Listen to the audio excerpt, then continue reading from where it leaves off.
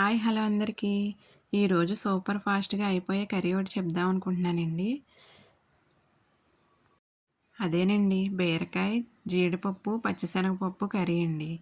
మనం లేచిన వెంటనే నానబెట్టుకున్నట్టయితే పావుగంటలో నానిపోతాయండి. తర్వాత కుక్కర్‌లో కొంచెం ఆయిల్ వేసుకొని కరివేపాకు వేసుకొని కొంచెం వేగనివ్వాలండి.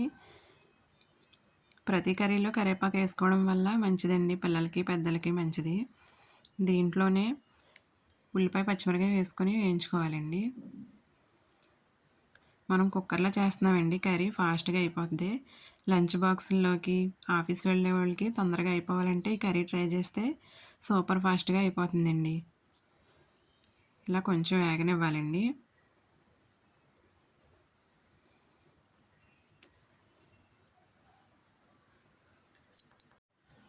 ఇలా వేయించుకున్నాక నానబెట్టిన పచ్చిశనగపప్పు, జీడిపప్పు ఒక ప్లేట్లో వేసుకుంటున్నానండి.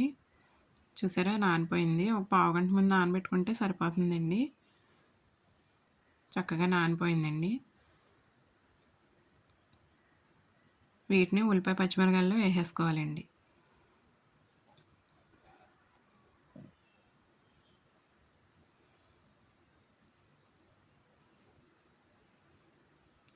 ఒకసారి అలా కదుపుకొని దీంట్లోనే బీరకాయ ముక్క కట్ చేసి ఉంచుకున్న బీరకాయ ముక్కలు కూడా వేసేసుకోవాలండి. దీంట్లో చిటికెడు పసుపు,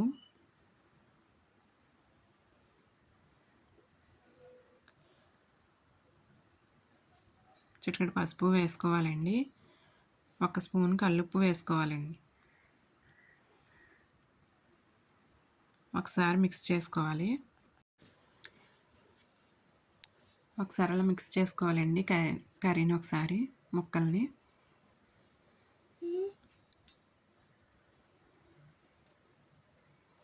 దీంట్లోనే ఒక స్పూన్ కారం వేసుకోవాలండి. కారం వేసి తిప్పకూడదండి, అలా పైనే ఉంచుకోవాలి. ఒకవేళ తిప్పినట్లయితే అడుగంటేస్తుందండి కారం ఎప్పుడైనా సరే. కుక్కర్ మూత పెట్టేసుకొని విజిల్స్ పెట్టుకోవాలండి. ఒక 3 విజిల్స్ వస్తే చాలండి. చూసారుగా కారం అలా పైనే ఉంది. పప్పులన్నీ ఉడికిపోయినాయండి ముక్క మొత్తం.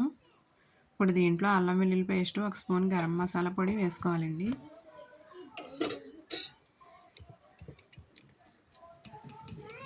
వేసుకొని ఒకసారి మిక్స్ చేసుకోవాలండి మొత్తం. ఈ గరం మసాలా పొడి, అల్లం వెల్లుల్లి పేస్టు కుక్కర్ మూత పెట్టకముందు కూడా వేసేసుకోవచ్చండి. ఏం కాదు, ముక్కలకు బాగా పడుతుంది. లేదంటే మూత విజిల్ తీసేసాకైనా వేసుకోవచ్చండి. అల్లం వెల్లుల్లి పేస్టు, గరం మసాలా పొడి ఒకసారి అలా మిక్స్ చేసేసుకొని ఒకసారి గ్యాస్ ఆన్ చేసుకోవాలండి. కొంచెం ఏమైనా వాటర్ ఏమైనా ఉన్నా దగ్గరికి ఎగిరిపోనివ్వాలి.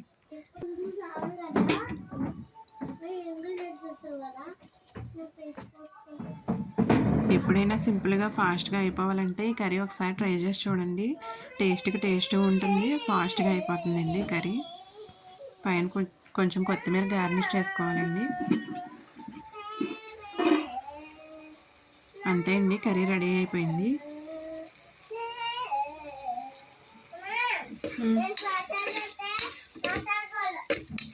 ఒకసారి మళ్ళీ మిక్స్ చేసుకోవాలి. కొత్తిమీర వేసుకున్నాక ఫ్లేవర్ అంతా కర్రీకి పడుతుందండి కొత్తిమీర. అంతేనండి, బీరకాయ, జీడిపప్పు, శనగపప్పు కర్రీ రెడీ అయిపోయిందండి. దీన్ని ఒక బౌల్లోకి షిఫ్ట్ చేసేసుకుందాం అండి. చూసారా ఎంత కలర్ఫుల్గా ఉందో. మేము ట్రై చేసామండి, చాలా బాగుంది. కర్రీ అయితే మాకు చాలా బాగా నచ్చింది అన్నారు.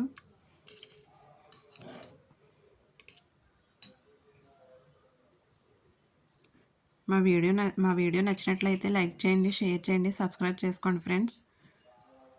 చాలామంది చూస్తున్నారు కానీ సబ్స్క్రైబ్ చేసుకోకుండా చూస్తున్నారండి. సబ్స్క్రైబ్ చేసుకొని చూసినట్లయితే మాకు వీడియోస్ ఇంకా చేయాలన్న మోటివేషన్ ఉంటుందండి. మాకు సపోర్ట్ చేస్తారని అనుకుంటున్నాను. సబ్స్క్రైబ్ చేసుకోండి, మా వీడియోస్ లైక్ చేయండి, షేర్ చేయండి ఫ్రెండ్స్. థ్యాంక్ యూ అండి. ఈ కర్రీ ట్రై చేసి కామెంట్లో పెట్టండి మీకు ఎలా కుదిరిందో అని.